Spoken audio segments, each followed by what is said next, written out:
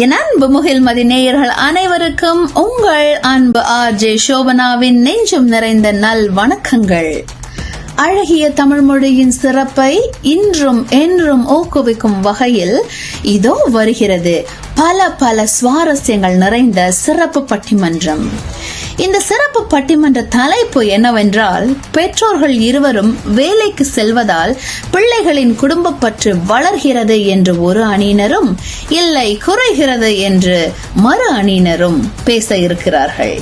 வாதம் பிரதிவாதம், சிரிப்பு, சிந்தனை, நகைச்சுவை என கலந்து அழகான நிகழ்ச்சியுடன் உங்களை சந்திக்க வருகிறார்கள்.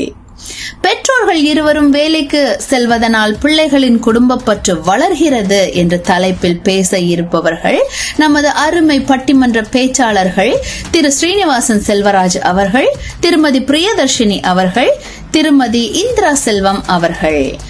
பெற்றோர்கள் இருவரும் வேலைக்கு செல்வதனால் பிள்ளைகளின் குடும்ப பற்று குறைகிறது என்ற தலைப்பில் பேச இருப்பவர்கள் நமது அருமை பேச்சாளர்கள் ஆர்ஜே திருமதி சத்யா அவர்கள், திரு விஜயசேகர் அவர்கள், திருமதி தேவபிரபா அவர்கள்.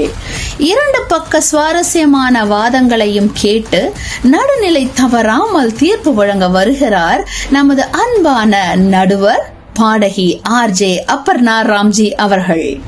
இந்த அற்புதமான பட்டிமன்ற தலைப்பை சிறந்த முறையில் ஒருங்கிணைத்து தர இருப்பவர் நம் அன்பு ஒருங்கிணைப்பாளர் ஜானட் கிருஷ்ணன் அவர்கள்.